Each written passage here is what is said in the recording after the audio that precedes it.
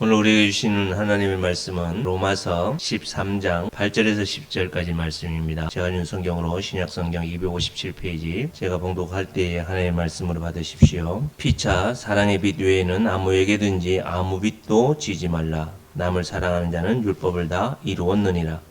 간음하지 말라, 살인하지 말라, 도둑질하지 말라, 탐내지 말라 한 것과 그 외에 다른 계명이 있을지라도 네 이웃을 네 자신과 같이 사랑하라 하신 그 말씀 가운데 다 들었느니라. 사랑은 이웃에게 악을 행하지 아니하나니 그러므로 사랑은 율법의 완성이니라. 아멘.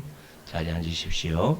지금 코로나 때문에 어려운데요. 사실 코로나 때문에 어려운 것보다 우리 교회의 위기는 다른 데 있지 않고 교회 내에 있다고 봅니다. 교회가 교회로서의 바른 위치를 잡지 못하고 있기 때문에 세상으로부터 아주 혐오의 대상이 되어버렸고, 이런저런 일들로 인해서 우리가 예수 믿는다는 것을 누구에게 자랑하고 이야기하는 것이 지금은 부끄러운 상황이 되어버렸습니다.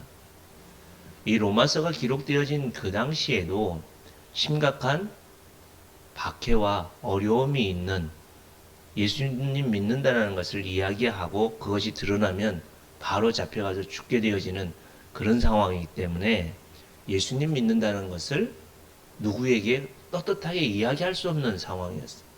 그러나 사도 바울은 나는 이 복음을 부끄러워하지 않는다라고 말씀하고 있습니다.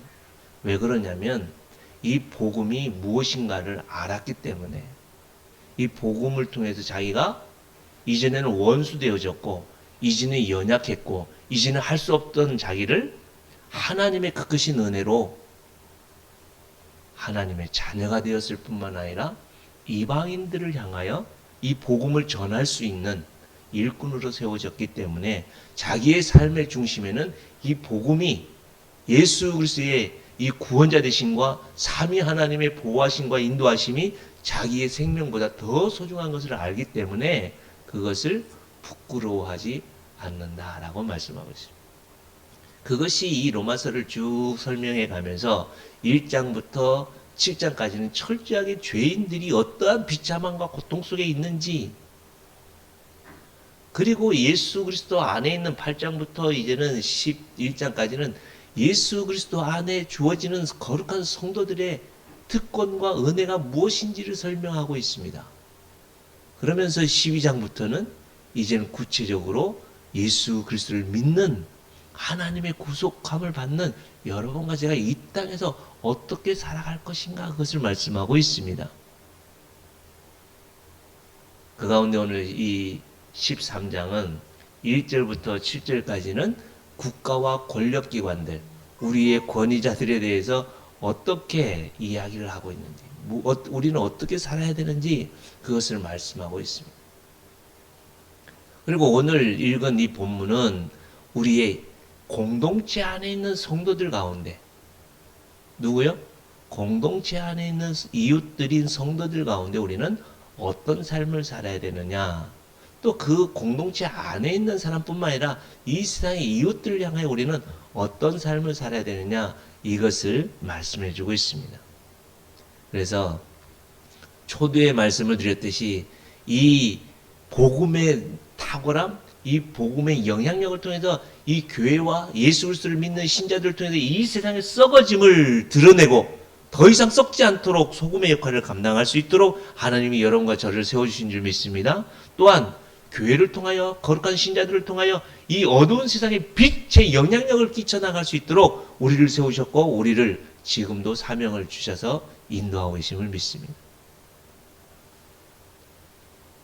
그런 우리가 어떻게 할 때 다시 한번 이 코로나를 통해서 교회가 탈선되었다면 다시 제자리를 돌아오고, 또 교회에 채워져야 될 부분들이 무엇인지 그것을 오늘 말씀을 통해서 함께 나누고자 합니다.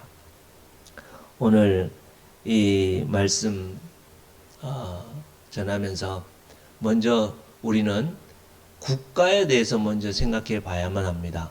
권력기관, 나에게 주신 이 권위자들, 이 1절부터 7절까지는 철저하게 너희에게 허용되어져 있는 권위자는 누가 줬다고요? 누구에 의해서요? 창조주 하나님에 의해서 주어졌다라고 말씀하고 있습니다. 그러나 우리가 살아가는 이 시대, 이 상대주의적인 사고 속에 살아가는 이 시대에는 이 권위자를 철저하게 무시하고 인정하지 않으려고 하는 시대에 우리는 살고 있습니다. 심지어 여러분 부모님들이 자녀들과의 관계에 있어도 어때요? 권위가 잘 세워지지 않죠. 국가에 대한 권위도 우리는 얼마만큼 이 질서를 지켜나가고 또 법규를 지켜나가는 데 있어서 누가 보면 지키는 것 같고 누가 보지 않으면 혹여나 지키지 않고 있지는 않는지요. 사실 저도 찔리는 게 많습니다. 그러나 이 모든 일들을 왜 지켜야 되느냐? 그런 것들이 누가 보든지 보지 않든지 그 모든 법규와 모든 일들을 왜 지켜야 되느냐? 왜 지켜야 돼요? 모든 것들의 주권자가 하나님이시기 때문에 라고 말씀하고 있습니다. 눈에 보이는 이 세상의 국가와 권위자들 우리가 인정해야 되는 것은 눈에 보이지 않지만 모든 것들의 권위의 최종점에 있는 하나님이 권위자이심을 믿고 우리가 그 하나님을 향하여 나아가는 삶을 살아가기 천국 백성이기 때문에 하나님을 믿기 때문에 눈에 보이는 권위자들도 눈에 보이는 법규도 우리가 성실하게 지켜야 된다라고 말씀하고 있습니다. 그래서 우리가 선행돼야 되는 전제 조건은 뭐냐면 예수 믿는 나는 이 세상에 심겨져 있는 천국 백성이라는 것입니다. 쉽게 예를 들면 북한, 여러분들이 북한에 가면 어떻게 될까요? 환영할 수 있을까요? 일시적으로 환영을 하겠죠, 그죠? 그러나 만약에 여러분들이 북한에 그냥 아무 저것도 없이 들어갔다면 어떻게 해요? 그냥 그 자리에서 죽을 수밖에 없을 거예요. 그러나 특별한 특사로 우리 우주를 김정은 만날 수 있는 특사로 딱 보냈다면 어떻게 될까요? 비록 그 북한 속에 있지만 대한민국을 대표해서 북한에 들어가 있는 특사이기 때문에 특별한 권리와 이 대한민국의 모든 것들을 제공받아서 그 일들을 감당할 수 있는 특사의 직분처럼 하나님께서 이 세상에 예수 믿는 여러분과 저를 이 세상에 왜 심어 두셨냐 그것을 먼저 우리는 머릿속에 정리를 해야만 합니다. 사랑하는 성도 여러분, 예수님을 주로 고백하고 예수님이 나의 주인이시고 나의 생명이심을 마음으로 믿어 입으로 고백하면 시인하면 하나님의 자녀가 됐고 구원이 이루어진 줄 믿습니다. 천국 백성이 된 줄 믿습니다. 그러면 그 자리에서 바로 뽑아서 천국으로 옮겨야 되잖아요. 그렇지 않고 왜 하나님께서는 예수님 믿고 구원받은 하나님의 자녀요 그리스도의 신부로 확정했는데 왜 바로 안 데리고 가고 이 세상에 두셨을까요? 그것은 하나님의 분명한 뜻과 계획이 있으시다는 겁니다. 그 계획과 뜻을 온전히 감당하고 이루며 살아갈 수 있는 여러분과 제가 될 수 있기를 축복합니다. 그 계획과 뜻이 뭐냐?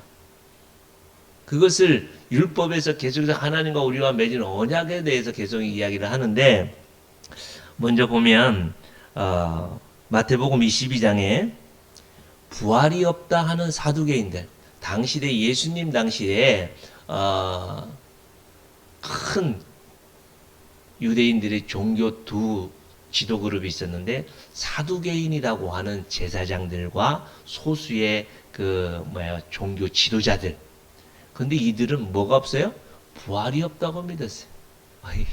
하나님을 잘 믿고 하나님께 제사를 드리는 그들인데 그들은 뭐예요? 부활이 없다고 믿었어요. 반면에 그들의 반대편에 있는 바리새인들은 또 부활이 있음을 믿었어요. 그래서 예수님 당시대에 철저하게 이 유대인들은 이 두 그룹, 여러 또 소수의 계파들이 있었지만 이 두 그룹이 서로 간에 우리가 옳다, 우리가 더 확실하다, 이것을 주장하는 시대에 있었습니다. 예수님 때에 이 사두개인 중에 대표로 누군가가 예수님을 시험하고 넘어뜨리게 해서 너 잘못돼서 네가 가르치는 거 틀렸어, 그것을 이야기하기 위해서 사두개인이 먼저 이야기를 합니다. 7명의 형제가 있었는데 계대결혼 이것을 가지고 시험을 하는 거죠. 첫 번째가 결혼을 했는데 아들이 없어서 죽었어요. 그러면 둘째 아들이 또 그 며느리와 또 결혼을 해야 되잖아요. 왜? 후손을 이어가야 되기 때문에. 그래서 이 7째 모두 다 아이가 없이 죽었어요. 그러면 당신 말대로 천국에 가서는, 그렇다면 부활이 있다고 한다면 이 여인은 누구의 아내가 되겠느냐, 이걸 가지고 예수님께 질문을 했어요. 그럴 때에 예수님께서 29절부터 대답하십니다. 제가 읽어드리겠습니다. 예수께서 대답하여 이르시되 너희가 성경도 하나님의 능력도 알지 못하는 거로 오해하였도다. 부활 때에는 장가도 아니가고 시집도 아니가고 하늘에 있는 천사들과 같으니라. 죽은 자의 부활을 논할진대 하나님이 너희에게 말씀하신 바 나는 아브라함의 하나님이요 이삭의 하나님이요 야곱의 하나님이라 하신 것을 읽지 못하였느냐. 하나님은 죽은 자의 하나님이 아니시오 살아있는 자의 하나님이시니라 하시니 무리가 듣고 그의 가르치심에 놀라더라.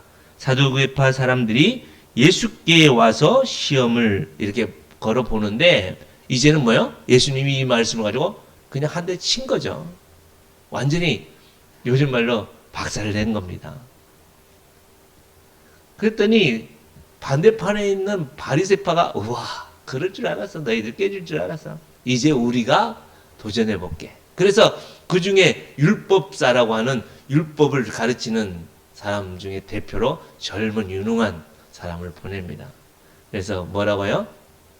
이들이 당시에 613개의 율법을 자기들대로 만들어서 아주 열심히 율법을 지키려고 했고 그것을 가르쳤고 그것대로 열심히 살려고 했던 사람들입니다. 그렇기 때문에 예수님은 한 방에 날릴 게 뭐가 있을까? 그게 뭘까요? 우리가 율법을 다 지키고 살고 있는데 이 어떤 것이 최고의 율법이냐? 이 율법 중에 가장 먼저 우리가 지켜야 될 율법이 뭐냐? 613개 아니면 하나님과 우리가 맺은 10개의 십계명 가운데 우리가 가장 먼저 지켜야 되고 가장 우선적인 게 뭐냐? 그 질문을 하게 될 때에 예수님께서 뭐라고 말씀하세요? 우리가 잘 아시는 대로 마태복음 22장 37절에서 40절에 보면 뭐라고 말씀하세요? 다 같이 한번 읽어볼까요? 예수께서 이르시되 내 마음을 다하고 목숨을 다하고 뜻을 다하여 주 너의 하나님을 사랑하라 하셨으니 이것이 크고 첫째 되는 계명이요 둘째도 그와 같으니 내 이웃을 내 자신같이 사랑하라 하셨으니 이 두 계명이 온 율법과 선지자의 강령입니다. 네, 예수님께서는 모든 율법을 크게 두 가지로 설명을 하고 있는데 하나님을 사랑하는 것. 어떻게 사랑해요? 마음을 다하고 목숨을 다하고 뜻을 다하여. 마음과 목숨과 뜻이라는 건 뭐예요? 우리의 전 인격을 다하여 그 하나님을 사랑하라. 또한 뭐요? 둘째도 이와 같으니. 둘째도 이와 같다라는 건 무엇을 말씀합니까? 첫 번째 계명과 두 번째 계명이 질적인 양적인 부분이 동일하다는 것입니다. 그렇다면 하나님을 사랑하는 것과 이웃을 사랑하는 것은 똑같은 무게중심에 있다는 것을 말씀하고 있습니다. 지금 이 한국교회가 왜 이렇게 외형적으로 대면 예배를 강조하고 태극기를 들고 왜 외칩니까? 하나님을 사랑하고 하나님을 섬기겠다고 하는 사람들 아닙니까? 반면에 누굴 놓쳤어요? 동일한 질적과 양적인 이웃들을 팽개쳐버린. 그러다 보니까 이웃들이고 뭐고 상관없어요. 이 방역이고 뭐고 이웃들이 어떤 고난과 어떤 아픔이 있는지 거기에 대해서 별로 관심이 없다 보니까 그런 일들을 하는 거예요. 그런 바리새인들에 대해서 예수님이 뭐라고 말씀하세요? 하나님을 사랑해라. 둘째도 이와 같으니 내 이웃을 누구같이요? 네 자신처럼 사랑해라. 네 자신이라면 그렇게 하겠느냐라는 거예요. 그러면서 40절에 이 두 계명, 하나님 사랑과 이웃 사랑하는 이 두 계명은 이 두 계명이 온 율법과 선지자의 뭐요? 강령이다, 강령. 강령이다라는 것은 어떤 의미가 있습니까? 걸려있다라는 의미가 있는데요. 너희들이 지키는 613개의 모든 법은 어디에? 그 하나님 사랑과 이웃 사랑이라고 하는 그 말씀에, 그 계명에 다 걸려있다. 쉽게 이야기를 하면 빨랫줄이 있는데 그 빨랫줄이 뭐라는 거예요? 하나님 사랑과 이웃 사랑이라는 거예요. 거기에 모든 613개의 법이 빨래처럼 걸려있는 거예요. 근데 이 바리새인은 지금 뭘 얘기를 하는 거예요? 빨랫줄은 별로 관심 없어요. 뭐에 관심 있어요? 이 빨래를 어떤 것을 먼저 걸어야 되느냐, 그것을 이야기해요. 빨랫줄이 없다면 아무리 많은 빨래가 있어도 걸 데가 없잖아요. 이처럼 교회와 하나님의 거룩한 백성들이 우선적으로 준비해야 될 게 뭐예요? 빨랫줄이라는 빨랫줄. 하나님 사랑과 이웃 사랑이라는 것입니다. 거기에 다 걸려있다는 거예요.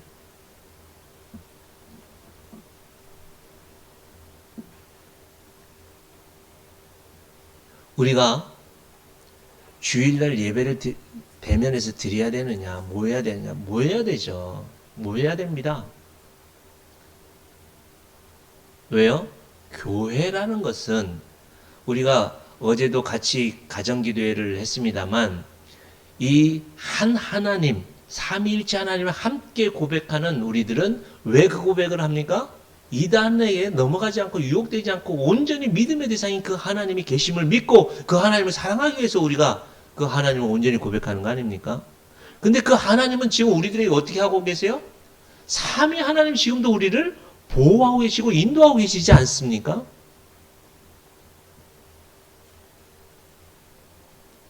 그런데 우리는 그 하나님에 대해서 뭐 11조를 해야 되느냐, 뭘 해야 되느냐, 뭘 하려고 하지 마세요. 가만히 한번 살펴보십시오. 우리가 하나님에게서 어떤 사랑을 받았고 하나님이 나에게 어떤 은혜를 주셨는지 가만히 한번 생각해 보십시오. 그것은 어떤 가치로 무엇으로 표현할 수 없어요. 그래서 사도 바울은 이 로마서를 통해서 계속해서 빚졌다라고 얘기를 해요. 빚진 거죠. 내가 하나님에게서 빚진 자다. 이방인들과 유대인에게, 헬라인들에게 나는 빚진 자다라고 얘기를 하고 있습니다. 우리가 하나님의 이 은혜 가운데에서 이 빨랫줄을, 이 하나님 사랑과 이웃 사랑을 우리가 준비하기 위해서는 내가 뭐예요? 어떤 은혜와 어떤 빚을 졌는지 정확하게 알아야만 합니다. 또한 그 빚을 어떻게 갚을 수 있는지 그것 또한 알아야 갚을 거 아닙니까? 모르겠습니다. 이 빚이라는 것은 발생한 그 근본 원인이 어디에 있을까요? 빚은요, 욕심에서.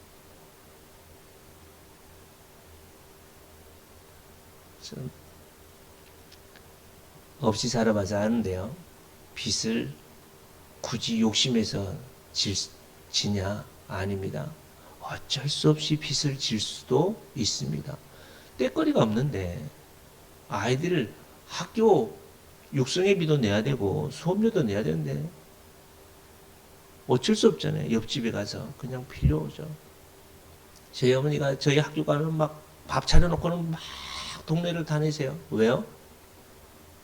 말도 안 하고 교무실 앞에서 이 손 들고 있는 것을 누굴 통해서 어떻게 들으셨나 봐요. 그러니까 아들이 또 학교 가서 옛날에 그랬거든요. 육성회비. 저희들은 수업료는 안 냈어요. 왜냐하면 너무 가난해서 생활보호 대상자였죠. 그때는. 지금은 수급자라고 얘기를 하지만. 그래서 수업료는 안 내는데 육성회비는 냈어요. 근데 육성회비도 낼 수가 없는 거예요. 그래서 학교에 전체적으로 남자들 이렇게 보면 한 6명 정도 이렇게 손들고 지금도 있었던 걸로 기억을 하는데, 어쩔 수 없이 지는 빚일 수도 있습니다. 그러나 대부분의 빚은 그렇게 어쩔 수 없는 그런 상황들에서도 그 근본적인 거에 보면 뭐냐면 사람의 죄악 때문에, 욕심 때문에 찾아온 게 우리는 빚질 수밖에 없는 관계라는 거예요. 또 더 나아가서 보면 하나님과 우리 사이에 보면 우리는 빚쟁이에요, 빚쟁이. 왜요? 하나님은 창조주이시잖아요. 그 창조되어진 것만으로도 우리는 빚인 거예요. 또한 그 하나님께서 제공해 주시는 모든 것들은 빚이에요, 빚. 뭐 저 태양빛이 아니라 우리 채무예요, 채무. 우리가 어떻게 갚을 수가 없어요. 또 우리의 육체적으로 보면 부모님과 우리에게 있어서 어때요? 부모님은 우리의 생명의 빛입니다.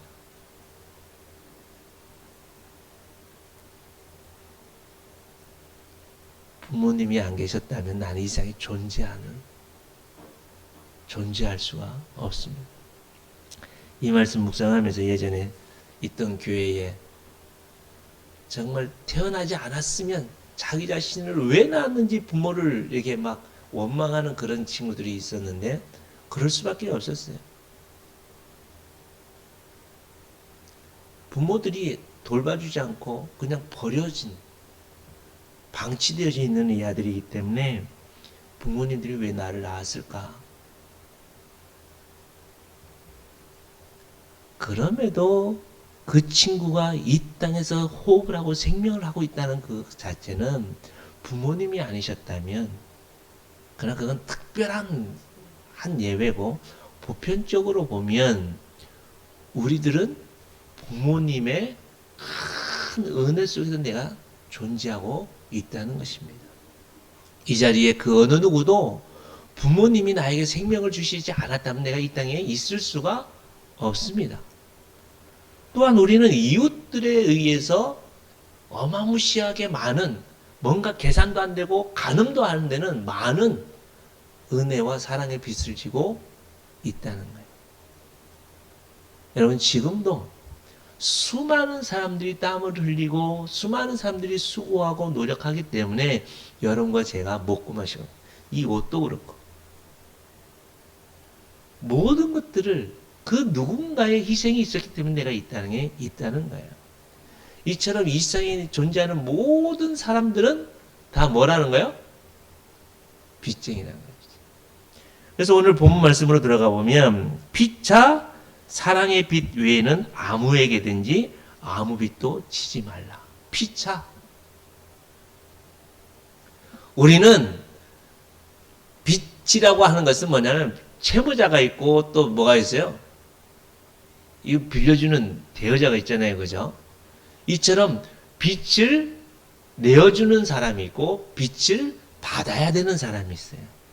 둘 다. 그러나 본문에서 이야기하고 있는 이 부분들에 있어서 우리는 철저하게 이 빚을, 이때 당시에는 뭐예요?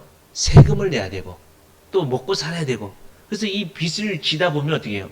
땅이라고 또 심지어는 자녀들까지도 팔게 되어지고, 그래도 안 되면 뭐예요? 본인이 노예가 되어져 버리는 거죠. 그래서 성경에서는 철저하게 이 땅이라든지 노예라든지 이 모든 것들을 기간이 되면, 희년제가 되면 다 돌려주는, 이것이 하나님의 놀라운 은혜의 방편이라는 거예요. 그래서 우리가 이 세상에 살면서 빚을 주는 사람도 다시 뭐요? 돌려받지 않을 마음으로 주고, 받는 사람도 이 주는, 빚을 주는 상대에 대해서 어마무시하게 꼭 갚아야 되겠다고 하는, 더 이상 이 빚을 지지 않아야 되겠다고 하는 간절한 그 마음, 그 중심에 뭐라고요? 사랑의 마음으로. 사실 이 8절 말씀은 정확하게 직역하면 이렇습니다. 제가 조금 어렵습니다. 아무에게도 아무 빚도 지지 말라. 서로 사랑하는 것 외에는, 이런 말이 두 문장이 되어 있고요. 또 하나는 뭐냐면 너희가 다른 사람을 사랑할 때 뭐 한다고요? 율법을 완성한다. 이것이 바로 8절 말씀입니다. 아무에게든지 아무 빚도 지지 말라. 뭐 하는 거예요? 서로 사랑하는 것 외에는. 이것은 뭐냐면 여러분, 우리는 서로 사랑하는 관계지 서로 주고받고 거기서 이유를 받고 거기서 이득을 채우는 관계가 아니다라는 거예요. 심지어 국가나 또한 사람과의 관계도 마찬가지고, 심지어 부모와 자녀와의 관계도 마찬가지고, 우리는 철저하게 어떤 관계라고요? 사랑하는 관계가 될 수밖에 없다는 거예요. 왜요? 하나님이, 창조주 하나님이 이 땅을 만드셨고 이 땅을 통치하심에 있어서 그 하나님도 우리에게 어떻게 해요? 사랑으로 우리를 원수 되었을 때, 연약했을 때 나를 도우시고 나를 인도하셨기 때문에 우리는 그 하나님의 빚진 자로서 그 하나님 나를 빛을 주신 것은 뭐예요? 사랑하시기 때문에 나에게 주신 거예요. 그 하나님이 나에게 사랑하시기 때문에 나에게 빛을 주신 건 뭐예요? 성부 하나님께서는 독생자 예수 그리스도를 아낌없이 주신 것이고, 성자 하나님이신 우리의 주인 되신 예수님은 나에게 무엇을 주셨어요? 생명과 자존심과 모든 예수님 자체를 나에게 그냥 던져주신 거 아닙니까? 성령 하나님은요, 하나님의 그 영광스러운 보좌를 우리에게 아낌없이 주시는 분이 성령 하나님 아니십니까? 그러면 우리는 그 하나님에게 의해서 받은 이 빛을 어떻게 갚아야 돼요? 정말 그 하나님의 이 빛이라는 것이 이제는 우리에게 와 있다면, 이해가 된다면 우리가 갚을 수 있는 방법이 어떻게 갚을 수 있냐는 거예요. 너는 다른 사람을 사랑하는 것 이외에, 다른 사람을 사랑하게 되어질 때에 하나님과 우리와 맺은 율법이 완성이 됩니다. 모든 율법이 거기에 다 걸려지게 되어집니다. 먼저 우리가 하나님에게서 받은 이 빚을 갚을 수 있는 방법이 뭐가 있을까요? 사도 바울은 목숨을 다하기까지 이방인들에게 복음을 전하는 것이 하나님에게서 주어진 이 빚을 갚는 거다라고 고백하고 있습니다. 그러면 우리의 육체의 부모님에게 받은 이 사랑을, 이 사랑의 빚을 우리는 어떻게 갚을 수 있을까요? 참, 저는 저희 어머니 그 사랑을 어떻게 갚을 수가,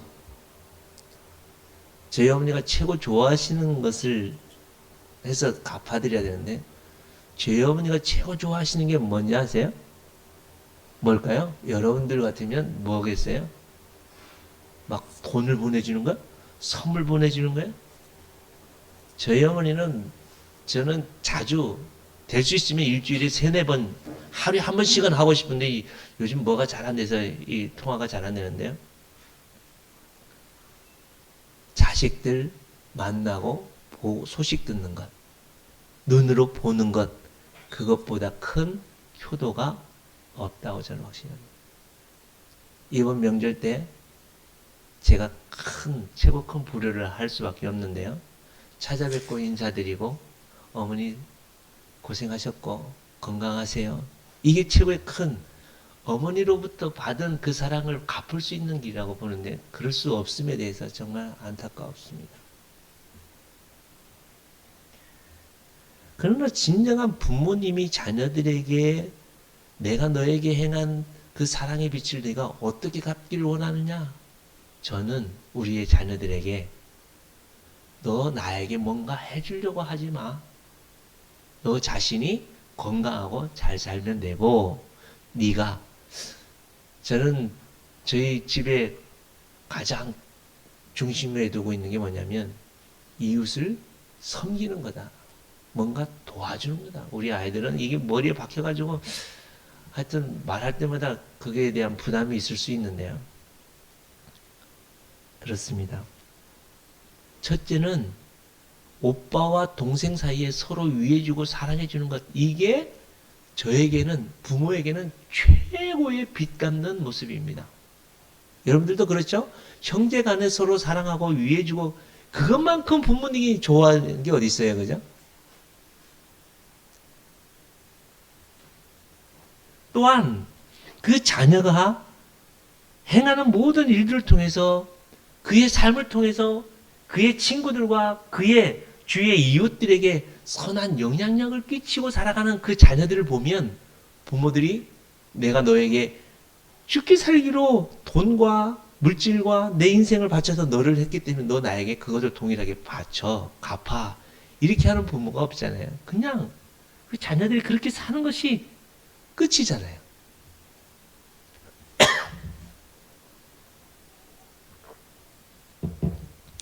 이처럼 우리가 빚을 갚을 수 있는, 부모님들에게 빚을 갚을 수 있는 것은 나 자신이 건강하게 나 자신으로서 잘 사는 겁니다. 내게 주어진 공부 열심히 하는 것이고, 부모님에게 사랑한다 고백도 자주 하고, 뭐 돈으로 하는 거 아니잖아요. 말로라도 열심히 사랑한다 하고.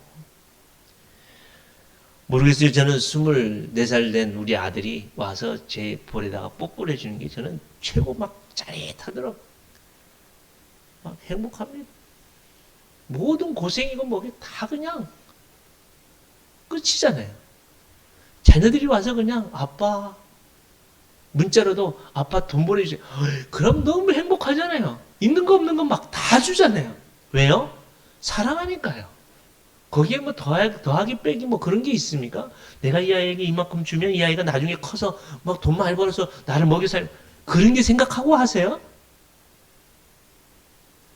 마음을 다하고 목숨을 다하고 뜻을 다하여 주 너의 하나님을 사랑하고 내 이웃을 내 자신같이 사랑해라. 이 비밀이 우리에게 선명하게 다가오잖아요. 하나님에게 받은 그 사랑의 빛을 갚을 수 있는 길들이 그것이요. 그러면 우리가 우리의 이웃들에게 받은 그 사랑과 사랑의 빛을 어떻게 갚아야 될 것인가? 어떻게 갚아야 될까요?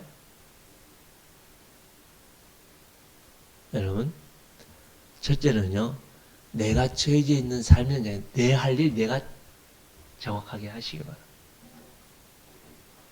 내가 맡은 내 일 정확하게 하지도 않으면서 누군 어떠니 이게 뭐예요?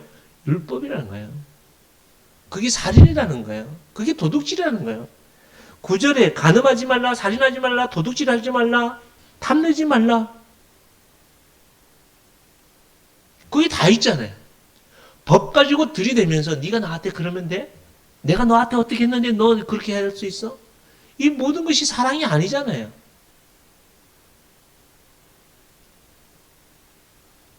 그냥 내가 맡은 일 철저하게 하면서 좀 여유가 있으면 이웃들에 대해서 말 한마디나 좀 작은 것이라도 하나 줄 때, 오늘은 여러분들에게 1인당 마스크를 10개씩 드리겠습니다. 5개는 본인을 위해서 쓰시고요.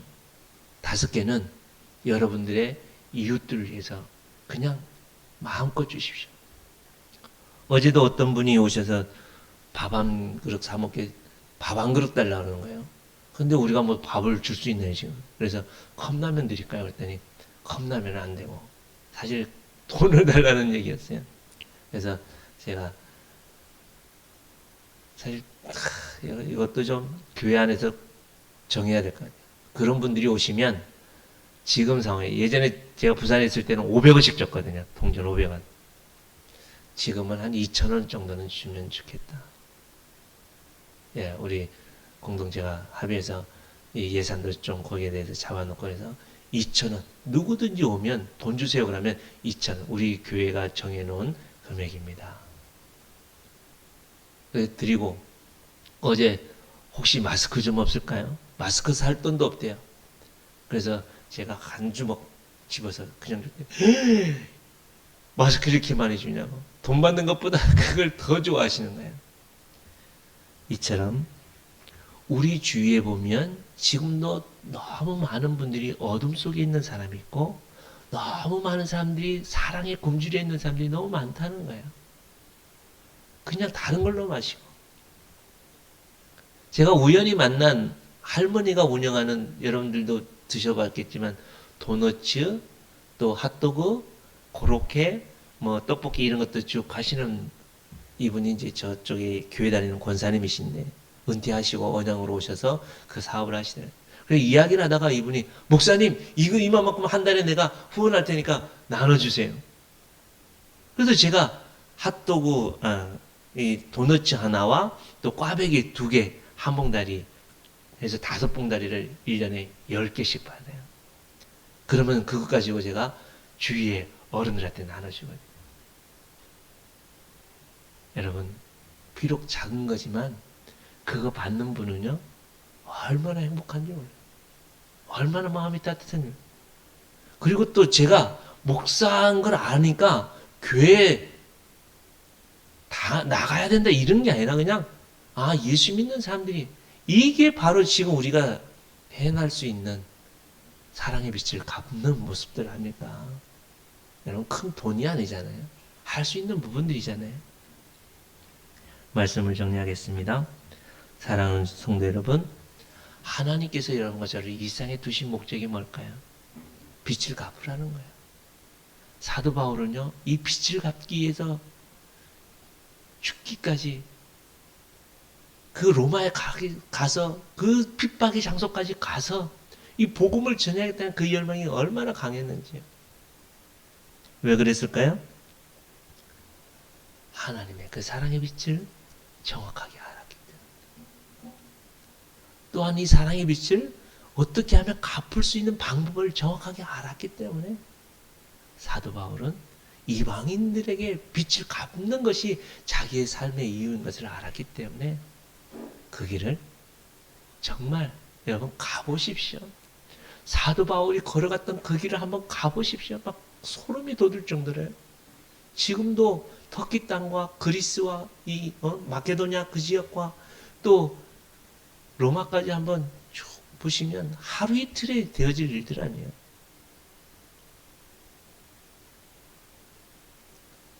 그 머나먼 갈증과 핍박과 여러 가지 환경들로 엄청난 고통과 아픔이 있는 그 곳이었지만 환경적인 것뿐만 아니라 여러 번 죽을 고비를 당하고 이미 죽었잖아요. 돌에 맞아서 죽었잖아요. 빌립보에. 그래서 버렸잖아요. 근데 하나님 거기서 살려주셔서 다시 복음을 전하잖아요.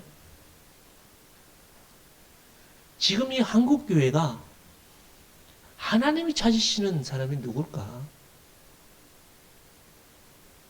그 사람은 내가 하나님의 빚진 자, 내가 부모님에게 빚진 자다, 내가 이웃들에게 빚진 자다라는 것을 알고 어떻게 하면 이것을 갚을 수 있는 것, 그것 하나님 선명하게 그것을 알려주셨을 때 우리 10절 이 말씀을 우리 다 같이 읽고 마치면 좋겠습니다. 10절입니다. 사랑은 이웃에게 악을 행하지 아니하므로 그러므로 사랑은 율법의 완성이니라. 여기서 한 말씀만 정리하고 마치겠습니다.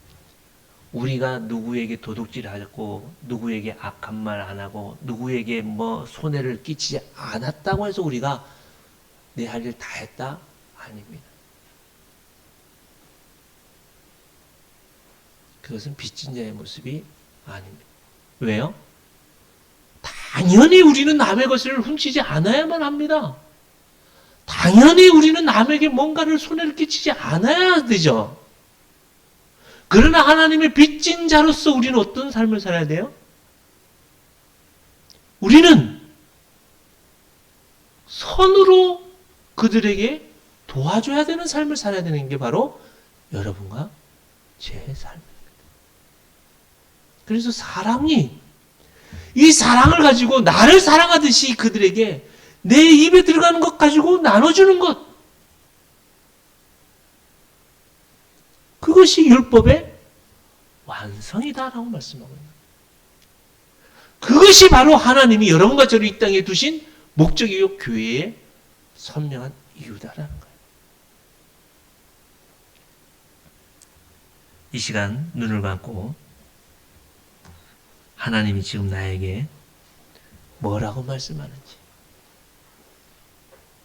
가장 가까이에 있는 나의 이웃들을 내 몸과 같이 사랑하라고 하는데 나의 이웃이 누구냐? 하나님은 부부라고 얘기를 합니다. 하나님은 부모와 자녀라고 합니다. 하나님은 우리의 직장 동료라고 하고 학교 친구들이라고 얘기를 합니다. 또한 주님의 몸된 교회 우리 성도들이라고 얘기를 합니다. 이 성도들에게 사랑의 빛을 나는 어떻게 갚아야 될 건가? 하나님이 말씀하실 겁니다. 말씀이 들려질 때까지 우리 다같이 함께 기도하면 좋겠습니다. 부활이요 생명이 되어주셔서 우리의 참된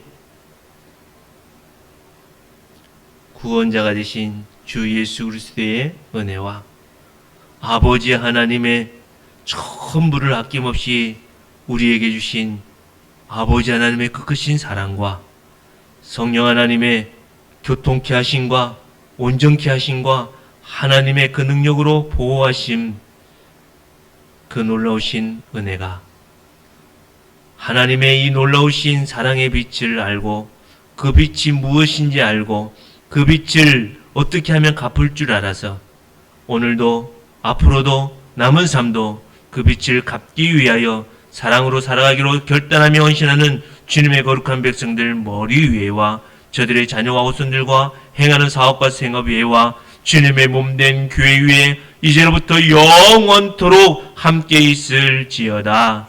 아멘.